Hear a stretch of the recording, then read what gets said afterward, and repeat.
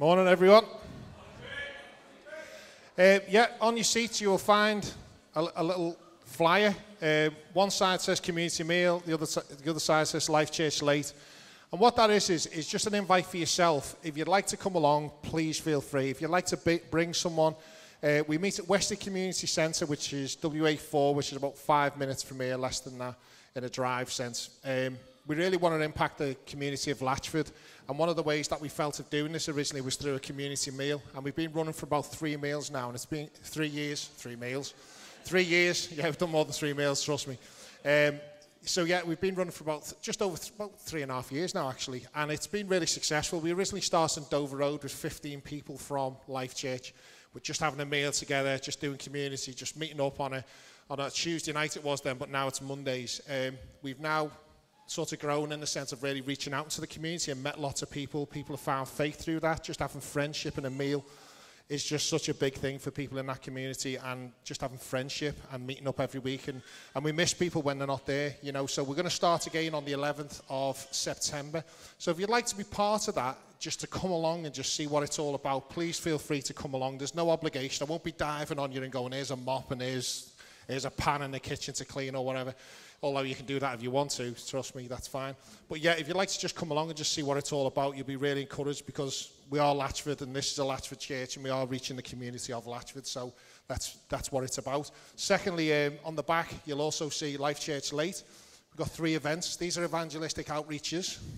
These are very much just low-key, just having a bit of a coffee, cake, drinks round a table. Again, a great place to bring a friend, a family member, a neighbour who wants to hear about faith, it is seeker-friendly, so it's not going to be like bouncing on people as soon as they come through the door. It's just going to be about sharing real-life testimonies of how God's transformed people's lives. So, again, the dates are there. 1st of October is the first one of that. We've got 3 before Christmas. And the last one we did, we've seen 3 people come to faith. So it makes it worth it. So that's exciting, isn't it? 3 people come to faith. Yeah, that's what we're about, seeing people saved. So that's it. So if you'd like to be part of either of those things, or you just want to come along, I mean, LifeChurch late is great when we have extra numbers, just people turn up. Last time we had 67, including kids. So there's about 20 kids there, 47 adults. So it was really encouraging to have some people from the church supporting that. Thanks very much. Great. Thanks, Pete. Really good. So happy anniversary, everyone. It was 4 years ago today that we moved to this hall for the first time. So it's been an exciting journey the last 4 years. Some of you have been with us all the way through. Some of you have joined us more recently. Some of you joined us today. But happy anniversary. It's been good. Just to say, life groups start again this week. I'll send a text out to you outlining the different groups. If you want to be kept connected with what's going on at LifeChurch, you can either check the website, which is lifewarrington.com, or you can give me your mobile number and you'll get a couple of texts from me a week just telling you stuff that's going on in the church, okay? I'd really encourage you to connect to a life group. We are one congregation here. We also have a congregation that meets in Warrington West in Great Sankey Primary School. They're meeting this morning the same time as us. And we also have a congregation that meet in Lymm at 5 o'clock on a Sunday. So we're one church, but we meet in 3 different locations and congregations around Warrington. Okay. Also, just a practical housekeeping thing. If ever the fire alarm goes off, we just have to do this for risk assessments. All right, the fire alarm has never gone off. All right, watch the fire alarm go off this morning. But if the fire alarm ever goes off and we need to leave, we just leave through the doors and we meet on the car park outside, where we will take an account to make sure everyone's there. If your children happen to be in children's church at that time, you don't need to go to get your children. It'll be quicker for you to meet your children outside, because the kids' teams will take the children outside and pass them back to parents, okay? So we just needed to say that to you. Great. So what we're going to do this morning, do things slightly different. Adam's going to come and speak now. And first of all, I'm going to read the Bible. I'm going to read from Genesis chapter 12. But Adam's going to speak, and then what we'll do at 11:45, what we'll do is we'll come back and we'll just sing a couple of songs, just to allow God's word to sink into our lives. I trust that we'll be challenged by what Adam says to us this morning. And sometimes it's good, rather than listening and then legging it for coffee, it's good sometimes just to allow the Word of God to sink into our hearts and lives. So if you have a Bible this morning, if you could turn to Genesis chapter 12. Genesis chapter 12. And we start today across all three of our congregations. We start a 5-week series looking at the life of Abraham and seeking to learn principles and ideas from his life that we can apply to ours. So Genesis chapter 12, it talks about the calling of Abraham, and that's what Adam is preaching into this morning. Genesis chapter 12, verse 1. The Bible says, "The Lord had said to Abraham, 'Leave your country, your people, and your father's household, and go to the land I will show you.'" Remember, this is God speaking to a man called Abraham. Person just like you and me, all right? God is speaking to him. God can speak today. We need to remember that, okay? The way that God spoke to Abraham, God can speak to us, but I'm not the preacher, so I'm just going to keep reading. Sorry. "I will make you," God said, "I will make you a great nation, and I will bless you. I will make your name great, and you will be a blessing. I will bless those who bless you, and whoever curses you, them I will curse. And all peoples on earth will be blessed through you." So Abraham left as the Lord had told him, and Lot went with him. Abraham was 75 years old when he set out from Haran. He took his wife Sarai, his nephew Lot, all the possessions they had accumulated, and the people they had acquired in Haran. And they set out for the land of Canaan, and they arrived there. Abraham traveled throughout the land as far as the site of the great tree of Morah at Shechem. At the time, the Canaanites were in the land. The Lord appeared to Abraham and said, "To your offspring I will give this land." So he built an altar there to the Lord who had appeared to him. From there he went towards the hills of East Bethel and pitched his tent, with Bethel on the west and Ai on the east. There he built an altar to the Lord and called on the name of the Lord. Then Abraham set out and continued towards the Negev. Okay, a story of calling. Adam has got some strange costume on for some reason. Yeah, that's right. Is that yours? No, it's not. Thanks, mate. No worries. Thank you. Right. Yeah, we'll get to it. And so, cheers, mate. I was going to open up with, I have got a story about a friend. But my opening line was just going to be, "I have a friend," and then I realised I'm just a weirdo in a scout outfit. Look at the pictures! You're a terrible man. I regret this immediately. And so, but yeah, we are going to talk about the outdoors life. Now, those of you who know me, which is not everybody, will know I am not an outdoorsman. I am the opposite of an outdoorsman. I am an indoor man. I am an accountant. I can't build things.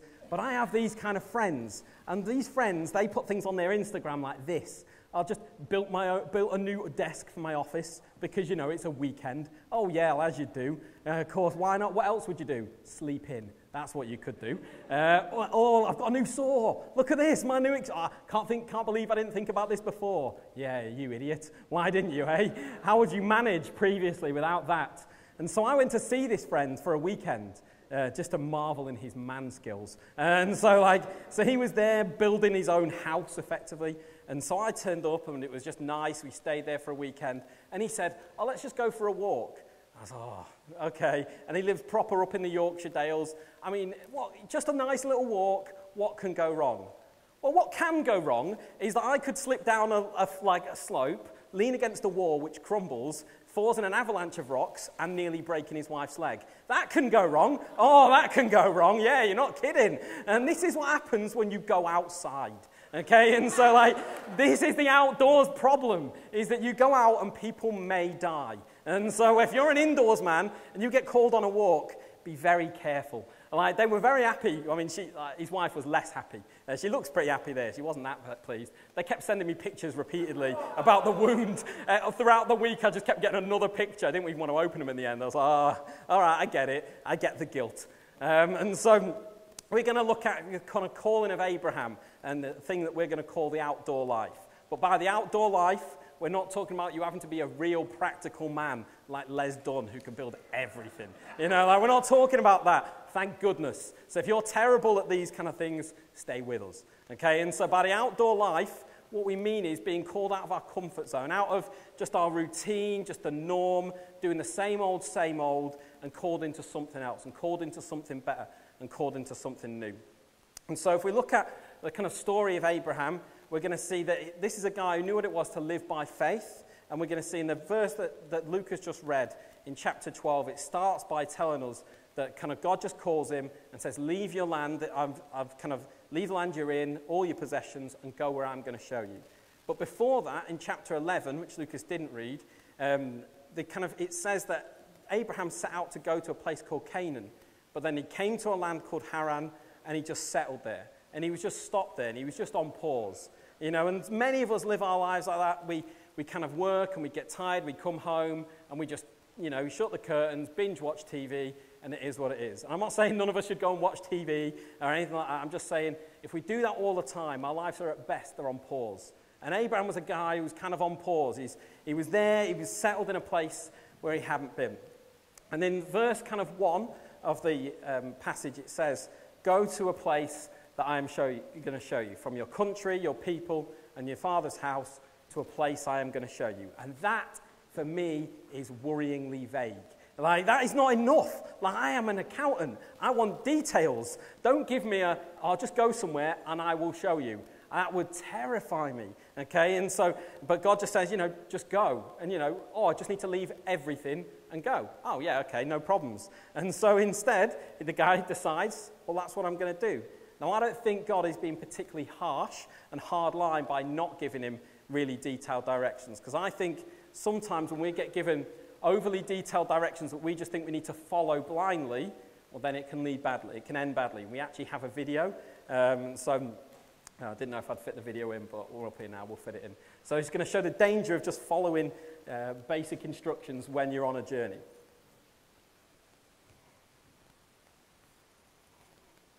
Turn. Wait, no. It means bear right. No, up there. It said right. It said take a right. No, look. It means go up to the right, bear right, over the bridge, and hook up with 307. Make a right. Maybe it's a shortcut way. It said go to the right. It can't mean that. There's a light there. It knows where it's going. This is the machine knows. Stop yelling at me. No, it's up there. Here. Remain calm. I have trained for this. Okay. Lights in the window. Here we go. Make a U-turn. If possible. Look up for me, John. Michael! Are you okay? Swim for it! I got you! Michael! Let go! Let go of Michael! Come on! I get you! I got you! Michael! Come on! Come on! Come on!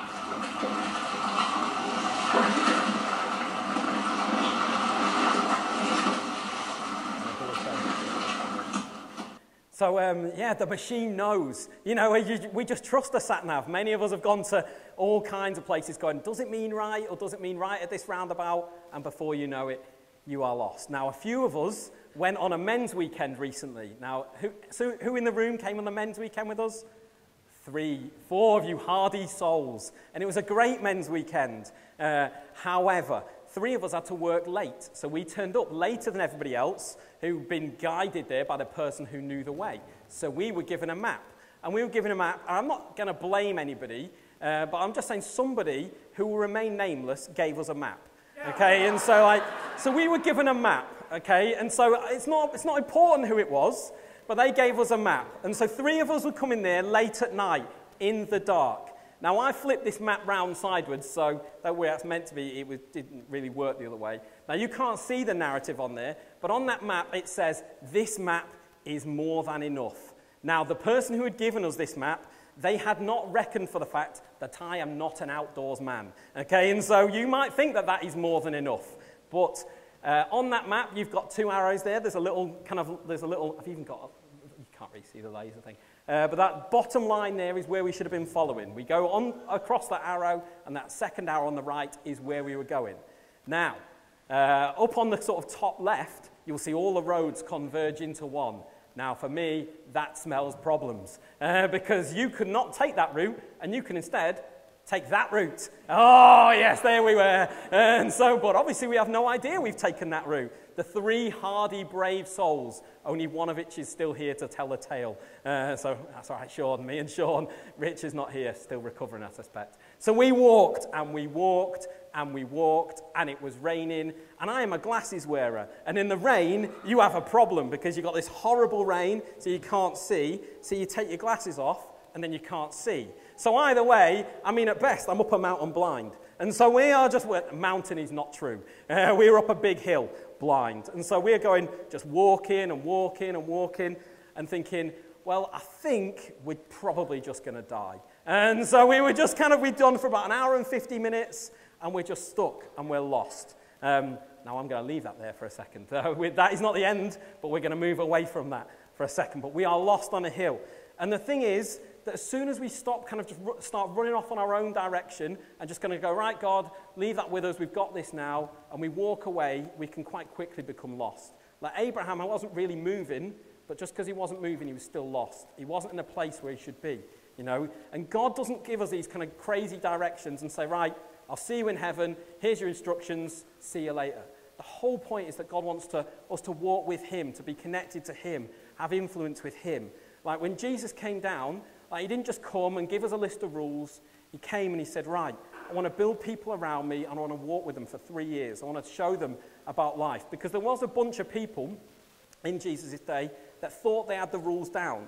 And they thought they knew all the stuff. They'd read the law, they got it. But the problem is, because they thought they knew so much, they were so lost. Because when Jesus came and Jesus was like, I'm God, that did not fit with their understanding of the rules. That did not fit with the kind of instructions and theology that they built. And they just missed him.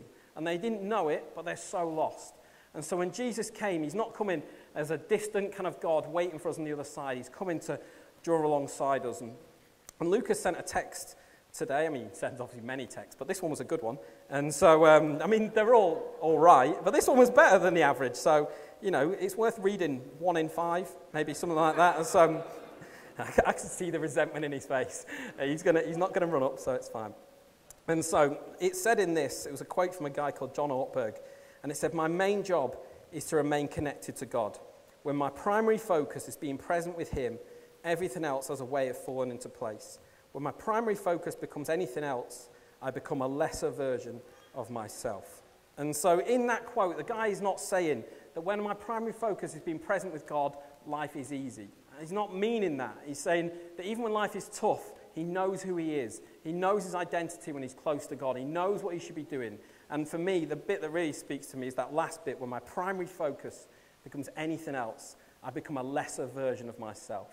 And so that is so true when we just think, right, God, I've got this. Or when hard times come, and the first thing to go is that kind of quiet, still moments with God. And before you know it, things are just chaotic. Things around you, you're just trying to do your best. And before you know, you just feel like you're swimming against the tide and that life is terrible and you're all kinds of lost. And I know this year we're going to get into some stuff, and many of you will know this year has been really difficult in many ways.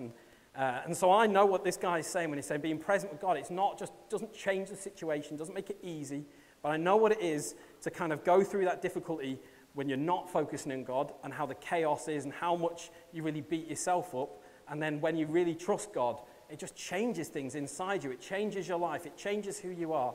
It changes that kind of inside life. And some guy said to me recently, he said, like, he's going through a tough time. And he said, like, how do you cope? And then he just said, do not just say prayer. And I understand, like, the angry, just don't give me an easy answer, just say, just pray loads. I get it. Like, that's fine. I'm not just going to throw him, just pray and it'll be sorted. But at the same time, I don't know how you walk through difficult situations without staying close to God and get through it well. I just don't, because I could see the way I can get through situations without God. I become a person that I don't really like that much. I need to go through these things with God, otherwise I'm a mess. Otherwise, I'm just not the kind of guy that I believe that he's called me to be. And so this year, I'm going to kind of be walking into some unknown stuff. I'm taking over the youth stuff this Friday. I know, but I know. Yeah, they cheer now. They ain't going to be cheering in a few weeks, are they? But we'll see, eh? We'll see. I like our youth. They are chaos. Well, that's all right, because I'm a man dressed as a scout. And so in case you hadn't worked out, some of you might have been thinking, is that a scout? It is a scout. And so chaos is fine. And so somebody said to me, like, what's your plan for the youth? And I kind of jokingly was like, I don't have a plan. And they looked at me terrified. I do have a bit of a plan. We're having a meeting this afternoon. We'll see the plan. But the main plan is that they walk with God. The main plan is not to organize these great events and stuff, and we will do that. That's not the point of it. Everything we do is to show these guys, we want you to walk with God. We want you to know what it is to walk alongside him day by day. And we can only model that if we are people who do it ourselves. Like, I can't say I want that to be there for our young people if I'm not trying to do that myself. If I'm not a person who's kind of saying, right, God, I'm going to walk with you through this life. I'm going to spend time. I'm going to listen to you. I'm going to be close to you. Otherwise, I'm trying to lead people into a place where I'm not myself. The second thing that we see in the story of Abraham is that the team that he goes with is not a perfect team. Okay, and so in verse 4 and 5, it tells us that his nephew Lot went with him, and it tells us that Abraham was 75 years old. So you've got an old fella, and you've got his nephew, and his wife, and all the rest of the families and stuff as well. But like these, as you read through the story, this is not a dream team. Lot is a guy who makes loads of mistakes. He gets into trouble. He has to be bailed out. Abraham and Sarah make mistakes. They get panicky. They lie. They try and kind of sort things out themselves. This is not a story of perfection. This is just a story of people trying, but people who know what it is to come back and trust God, even when they've taken a wrong turn and they've made a mistake. And so the good thing about that is that we live in a dysfunctional family. And so I, thankfully, have grown up around an imperfect team. Like one of my best friends who is not here, and I suspect he's not here because he knew what was coming. And so he lives in Manchester now. We grew up together when I've known him for like 20 years or more. And one of my favourite stories of him is when he was 17 and he passed his driving test. And it's grim when you've just passed, isn't it? Like, everything seems impossible when you've just passed your driving test. And so, he had a real problem with stalling and then panicking and therefore restalling. And then he got himself in this mental block where he would just stall it repeatedly. And the point is, at this junction here, on the kind of spar on the left there, he was pulling out to just go home, and then he stalled just as he was leaving the spar, just as he was leaving the kind of car park. And so he was like, fine. So then he started it again, and he juddered forward, and he stalled again. And he kept going, and he kept going. And 8 times later, that's a terrible bit of Photoshop, but it is what it is. And so 8 times later, he's just there blocking all lanes. And so he keeps stalling. And people in the car cannot breathe because they're laughing at him so much. And because it's obviously amazing. You're with a guy who's just, everyone's beeping, cars are going round on the pavement, people are shouting at him, and he's going, oh my goodness, I stalled again. And everyone they were gone. And so he hates it. But these are the people that God has placed around my life. And I need this because I'm the kind of person, if you're going to walk with me, I might break the leg of your loved ones. And so therefore, it's important. Talking of dysfunctional families and imperfect teams, this is my life group. And so, yeah, I don't know what they're proud of. You have no idea what I'm about to say. And so, but they are. They are an imperfect team. There are many stories, some of which were vetoed from this morning because they did not want to be embarrassed too much. Who knew? They have a line. And so, but all I'm saying is one of those guys came on the weekend away with us, didn't you, Sean? And so he kind of rifled through my toiletries bag to get my toothpaste to brush his teeth in the morning. Then afterwards said, was that liquid? Was that your toothpaste? I said, no, Sean, this is my toothpaste here. He said, I've just cleaned my teeth with shower gel, haven't I? Yes, you have, Sean. Yes, you have. Imagine how grim that must be. And why don't you know instantly? How bad is your toothpaste at home, Sean? You think, oh, this seems right. This seems right. And so these are the people that God has given me with, which is good. And you might think, well, okay, I'm just blessed with a weird bunch. But all of us are given imperfect people to walk the journey with. If you don't believe me, take a look at the person next to you. And so I'm just saying, you had 2 ways to go. Some of you know, some of you have just looked, gone, you're the most imperfect. And that was pretty rude. And that was fine, but that's all right. And so God doesn't give us a perfect team. He gives us each other.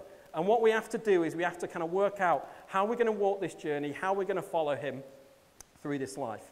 And like we said, not only does Abraham have this imperfect team, and he has a nephew who keeps making mistakes, him and his wife make mistakes, but Jesus, when he came, he didn't just come to fulfill this kind of perfect team. Right, who are the 12 best people that I can find?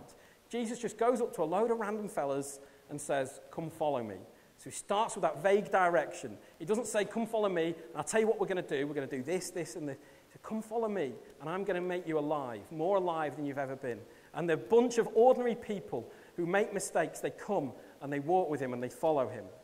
And so, just as we're called to walk with imperfect people, that imperfect person that sits next to you, the question I'm just going to ask is, like, how are they doing? Like, but seriously, like, how are that person doing?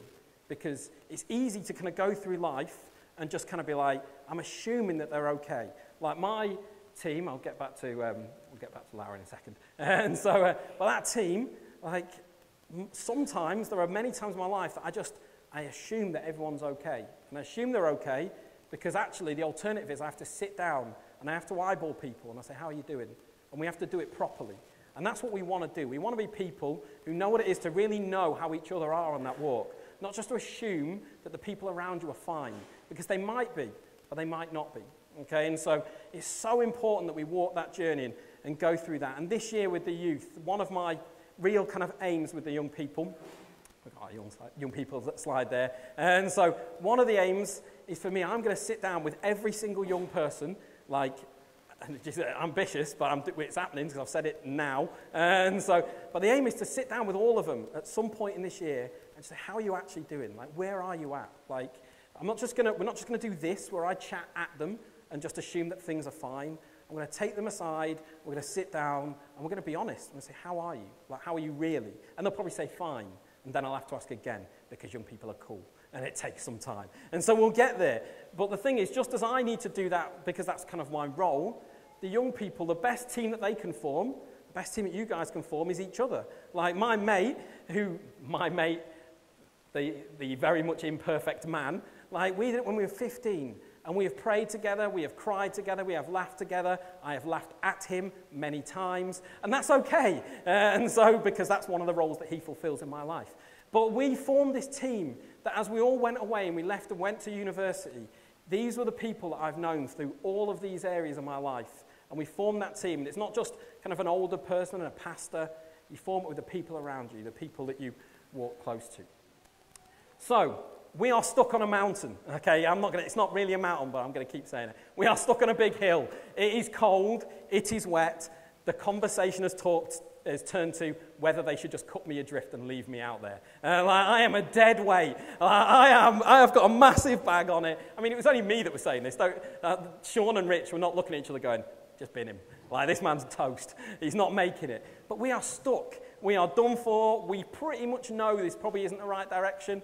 But the alternative is to go all the way back, which is about now an hour and 50 minutes, and it's already like 11 o'clock at night. We don't want to do that. All I want to do is quit. I mean, but the problem is, I can't quit. Because how can I quit? I'm on a flipping hill in the middle of nowhere. Quitting would be sitting on the floor in the rain. But man, I want to do this. I am saying to God, if this weekend does not change my life, then I've been sold a lie. Because this is rubbish. It's not worth this. It was worth it in the end. But just as I am giving up hope, out strides an unnamed hero. And there he is. And so what this unnamed hero has done is he has known that we must have gone the wrong way. And he has run down the hill the correct way. He has gone, they are not on the right path. And then he has run back up the wrong path to knowing they must be there. But he loves this. He's outdoorsy, so don't think of him too much as a hero. He does it for fun. And so therefore, he ran, he got to us, and then he guided us home. But not only did he guide us home, he actually saw me in a state of disarray, and he took my bag off me, and he was like, right, I'm just going to carry your bag, and we went across, and I was like, thank you, sir. And then Sean had to just keep talking to me to make sure I was still alive. And so he got us there in the end. And the thing with kind of being in that team is that we need to kind of be able to bail each other out. We need to be there for each other. And it's always, always going to be inconvenient. It's never going to be the easiest thing for Chris to do would have been sitting there, wait in the warm, hope that we'd make it in the end, and then see what happened. Okay, but he didn't. He came out and he ran in the rain. He came back and he picked up my bag, and it probably took him about 3 hours in total to come and get us and take us home. That's not fun. I mean, maybe for Chris it is. But it's awkward. And the thing is, if we are going to carry each other's burdens, it has to be a bit awkward. It's never the default position. It's never the easiest. The easiest is to sit off, just do your own thing, be at home, close the door, don't worry about it. Okay? But being called to be part of a team and part of a church and part of a group who follow Christ is more. It's more than that. And Jesus models that as he washes the feet of the disciples. He doesn't do it just to prove a point. He does it because it needs doing, and he's trying to show people that really we have come here to love each other. And so, as we skip through our imperfect teams there, and so that takes us to the final point, the third point, which is that Abraham is given a huge promise. So he's got a kind of he's got really vague directions, and deliberately vague directions, because God wants him to trust him and follow him. He's been given a team that are not perfect and that are going to make mistakes.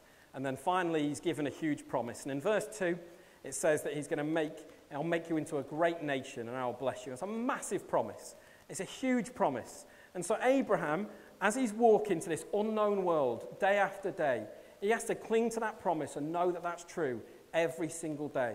And so often we can believe what God has said about us on one day, and then the next day it's a bit harder. The next day it's a bit harder. And he had to cling to that promise day after day after day.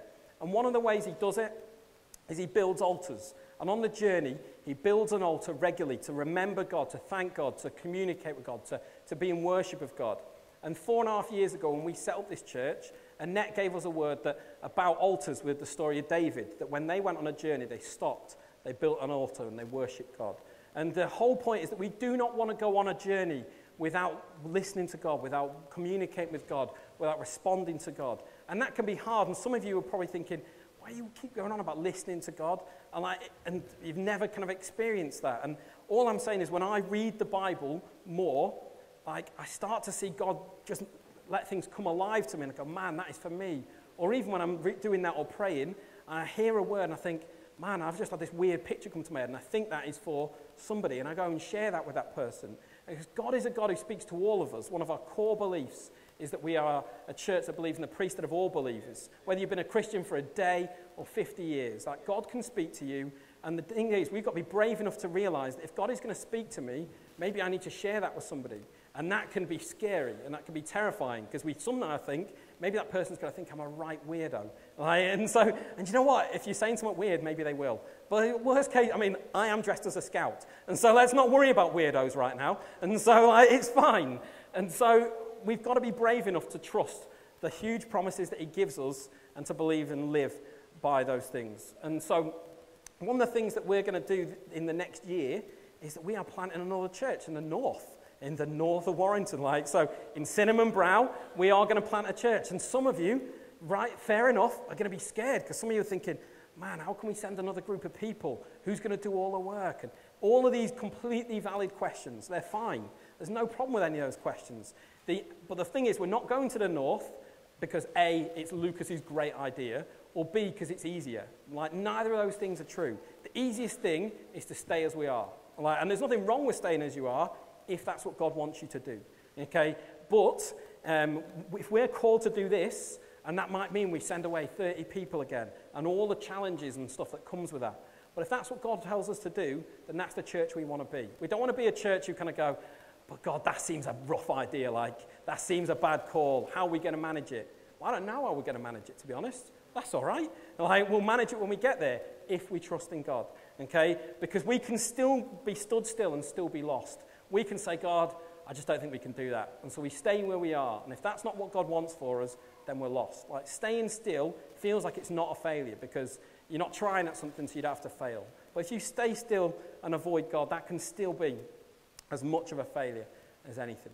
And so it's not about logic. I have a friend that he has a business, and it's a big chain of toy shops called The Entertainer, and they don't open on a Sunday. And they don't open on a Sunday because when he started his business with one shop, he felt God say clearly to him, I don't want you to open on a Sunday. I want you to spend that, because he's a bit of a workaholic. He said, I want you to spend that time with me and with your family.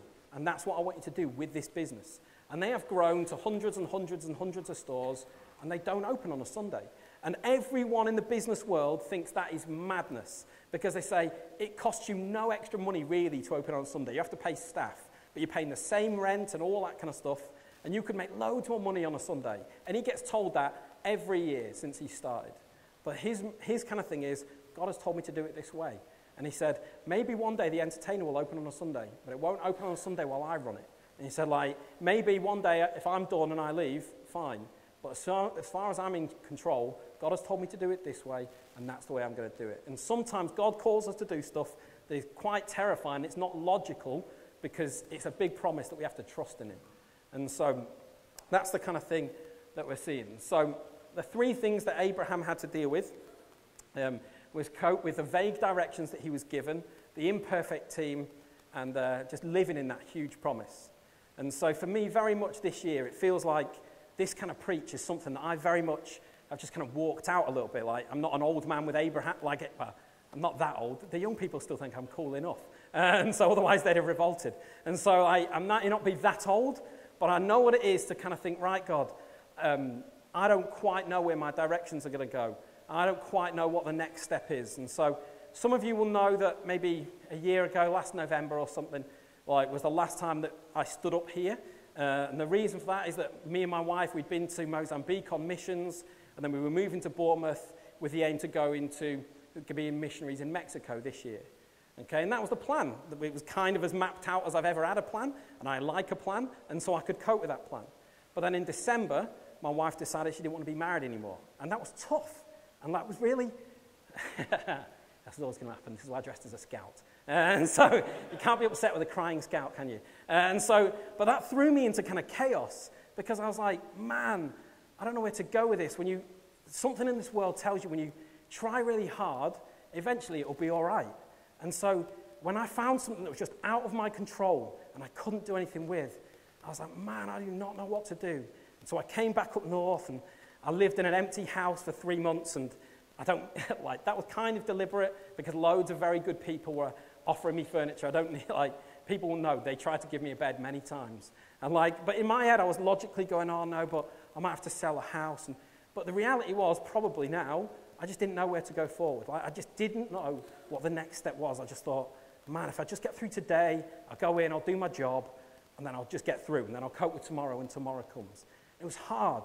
And what I needed at that time was that imperfect team, many of which I have told horrible stories about today, but that imperfect team that came around me.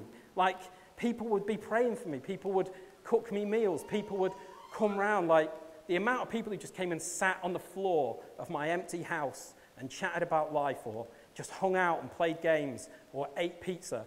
Way too much pizza. Some of these people will know. I mean, at one point, the human body, I checked this morning with a science man who was wrong, but we Googled it. The human body is about 60% water. I mean, I reckon from January to April, I was at least 20% Papa John's. I mean, there was a lot. It was just going on. And so, but I needed people to pull around me. People came around my house and built furniture when it came to the time where I needed furniture, partly because they wanted to sit on that furniture without it breaking. And so, but people would just do all the stuff that I just couldn't comprehend doing. I couldn't see the way forward. And so what I needed was a team who would help me each day and would point me back to God. And some people who knew that I was traveling a lot for work and knew that that would be really tough and lonely, they just sent me a message saying, look, whenever you're away, we pray for you. And I just think, oh man, I just need that so much. I just need that so much. And so just as those people pulled around me, the fact is, though, people can do so much, but there's an element that they could not fix in me. There's an element that they can't sort out because that's between me and God. People cannot repair my heart. People cannot repair the issues that I'm going through. And for me, the biggest problem was that third thing, this promise of man, God, how can you say all these big things about my life when I just feel like I'm just defeated? And people can say nice things, but I need to come to God and say, God, I feel this way, and I know it's not true. And I needed Him to come in. You hear all kinds of stuff about time being a healer, and to a degree there's truth there. But in my experience, if you just let time take its course, it doesn't necessarily fix what needs to be fixed. We believe in a God who is a healer. And I needed to take my heart to Him and say, God, this is hard. I don't know what I'm doing. And it took me a day after day after day. In January, there was a worship song that I just listened to every day, because every time I try and pray, I could just say this one thing, God, I don't know what to do. I don't know how to do this. And that's all I could say. And so I just listened to these sets of worship songs, and there's this one that would come to me over and over, and it was about, you give me joy down deep in my soul. And, there's that part you think, you're taking the mick, God, joy. And joy didn't feel right, but at the same time, the more I listened to this, it just felt like There was just a peace. There was just a, you can get through this. You will, be all right. Because I knew that there was a God who had not forgotten me, that had not let me go, that had not abandoned me. And that was difficult. And we've got something that Lucas is going to give out some little props at some point. It's probably be the right time, yeah. And so one of the things that somebody did is that I like giving out little props when I preach, because I don't know about you, but I am a forgetful man. And we've heard thousands of preachers. I'm a church boy. I've been in church forever. And so I've heard millions of preachers. You probably remember about 10. And that's fine. So I give out little things because I need to remember the stuff that God has said to me. And so you are going to get a thing which I'll explain in a second. But somebody came up to me in, I don't even know, January probably, maybe December, and they gave me one of my little kind of cards that I'd preached on Samson like a year ago or something. And it was all about not looking at Samson's life of what could have been and what he could have made and the failure that he did, but just kind of saying like what could be in our lives. Not looking back at the failures we've done, but looking back and daring to believe that there's still hope. And so in January, somebody, in the move, I'd lost all this stuff. I don't know where it had all gone. But somebody came up to me in January and said, look, we've got 2 of these from when you preached last summer, and we just want to give one to you in the situation. And man, that just broke me, because I just needed to know that despite the fact that my life is not what it could have been and not what I wanted it to be, that somehow they were telling me that that God has not finished, but that we have a could be, that God has still got plans and he's still got purposes for us. And I just wrote, I'm not going to read it, but I wrote some stuff at New Year's Eve about how I just felt absolutely like that my story had been written and that the end of the story was that Adam Della was not good enough. And I remember as soon as I wrote that down, something inside me thought, that's just not true. That's just not true. And as soon as I wrote that down, I thought, right, I'm going to read it. I'm never going to get through it, obviously. But, it was odds on of crying, wasn't it? And so as soon as I wrote that statement, and I've done a lot of writing this year, because one of the ways I connect with God is I write down the stuff I'm struggling with, and as soon as I do that, it's almost like it brings those lies to the front, and God speaks truth over them, and God tells me the things that do matter. And as I wrote that, as soon as I wrote in New Year's Eve that it felt like I wasn't enough, I said, somewhere I know that this isn't the final chapter of my story. Somehow from the ashes of my identity, I see something new. I see the cross standing tall amongst all of the chaos and the desolation. I see a man who walks to the cross with the determination that we would be people with different chapters. That as he walks, as he carries that pain, his heart screams out that the truth that rises above all of our rubble, that tells us that somehow that we are enough for him. And so as we look at that man on a rugged cross, something in me just knew that's true. That something within me just felt the pull of the one that somehow would declare me that I would be worthy, even though I just didn't feel it. And the thing is that, if I believe that about me, then man alive, I believe that about all of you guys. Because I wrote that when I was in chaos. And but the problem is, I can believe that one day, but then I have to believe it the next day, and the next day, and the next day. And that is when we need our imperfect team to come around us and point us back to the one who gives us vague directions, and he gives us vague directions deliberately so that we would stay close to him and that he would guide us. So you have been given a compass, and so the whole point of this compass is not to particularly go walking with it. I'm not sure if it's the best compass in the world. Don't trust me if you get lost. Don't come blaming me using this cheap compass. But the whole point is that I'm just going to keep mine on my desk when I work from home. I'm just going to have that to say, life only works when I stay close to God. If I'm not close to God, then it's not going to work.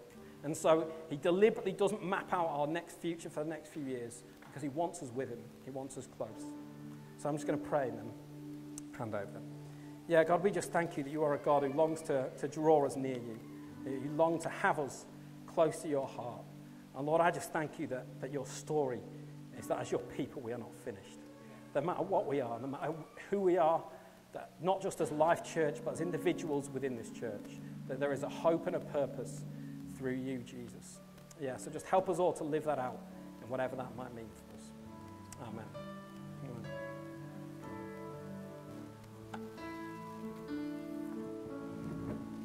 Good. We're just going to enjoy God's presence just for about 5 minutes now.